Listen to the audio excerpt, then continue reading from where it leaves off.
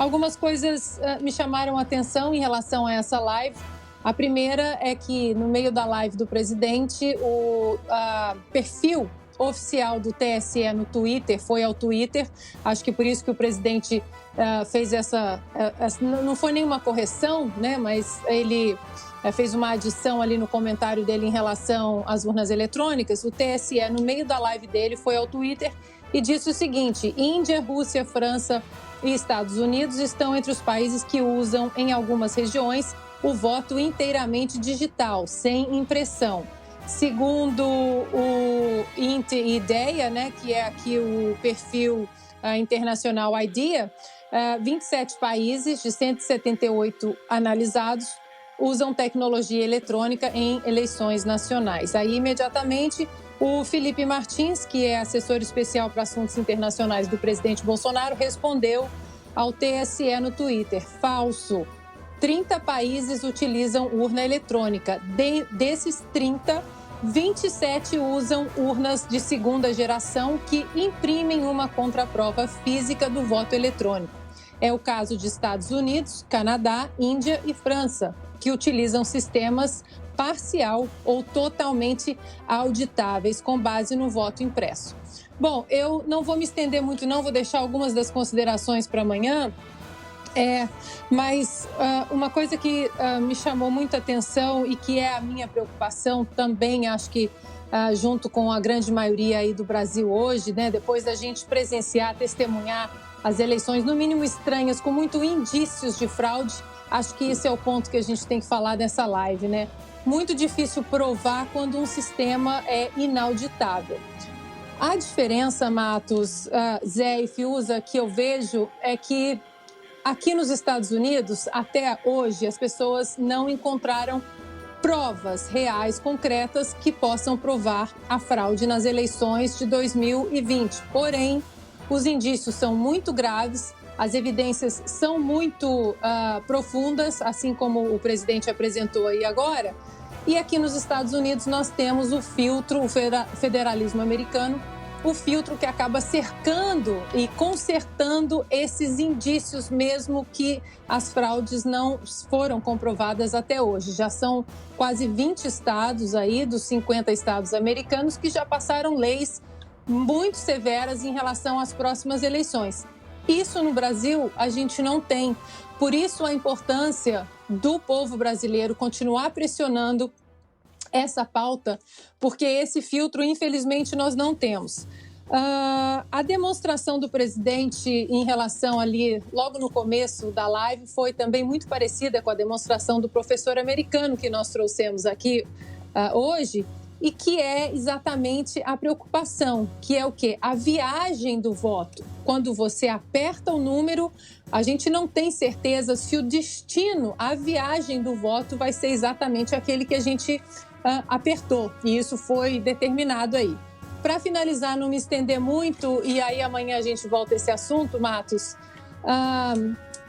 eu fiquei impressionada agora, foi exatamente com o relatório da Polícia Federal, a convite do próprio TSE, que em 2016, aí o presidente Bolsonaro nem era presidente ainda, e eu anotei exatamente o que está ali em relação ao relatório da Polícia Federal sobre todo esse sistema, e eu repito, não é possível auditar de forma satisfatória o processo entre a votação do eleitor e a contabilização de voto no boletim de urna.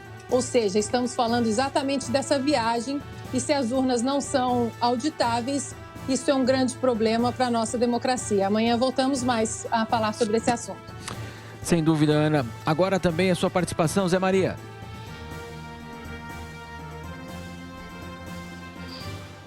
A votação pelo Congresso Nacional desta emenda que traz de volta o voto em papel, né? O voto impresso. O peso que o presidente Jair Bolsonaro jogou nessa proposta hoje, nesta live que foi acompanhada com muita atenção pelo Brasil inteiro, é muito grande. Jogou um peso muito grande e praticamente exigiu e desafiou o Tribunal Superior Eleitoral e o Supremo Tribunal Federal sobre este assunto. São todos vídeos conhecidos, são todos artigos conhecidos, já comparados pelo Tribunal Superior Eleitoral e não há novidades nesse processo. Toda a eleição, o TSE convida Polícia Federal, Ministério Público, representantes de partidos políticos para fazerem exatamente uma avaliação. E é verdade que a Polícia Federal diz aqui, né, que se trata de um brilhante projeto nacional e fala que não há possibilidade de fazer uma auditagem ligando o voto do eleitor ao boletim de urna. Não pode, porque o voto é secreto, então não pode exatamente fazer essa ligação. Se a urna fizesse a ligação entre o eleitor e o voto, aí seria um erro grave da urna. Mas eu entendo que esse não é um debate técnico. Eu desisto de discutir tecnicamente esse assunto. Trata-se de uma disputa e de um debate político. E hoje o presidente Jair Bolsonaro colocou a sua força e o peso do seu cargo na votação desta emenda. E o Congresso não pode recuar e não pode se negar a aprovar essa emenda. E aí fica o desafio para o Tribunal Superior Eleitoral para colocar em prática. Não adianta ficar comparando, o país tal, isso não é uma disputa técnica. Aí, como diz aí o relatório da Polícia Federal, além de fazer a coisa certa, tem que convencer. É preciso convencer. E se não há um convencimento, a estratégia está errada. Não se trata de uma disputa técnica, e sim de uma disputa cultural, de uma disputa política, ou seja, cada país faz a eleição de acordo com as suas crenças, de acordo com a sua cultura, e não com a sua qualidade técnica e não com os dispositivos técnicos à disposição.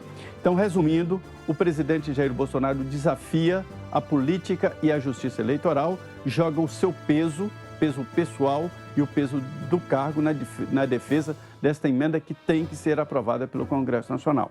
Domingo, a manifestação pode sim mudar votos no Congresso Nacional. Agora eu quero a sua análise, Fiuza.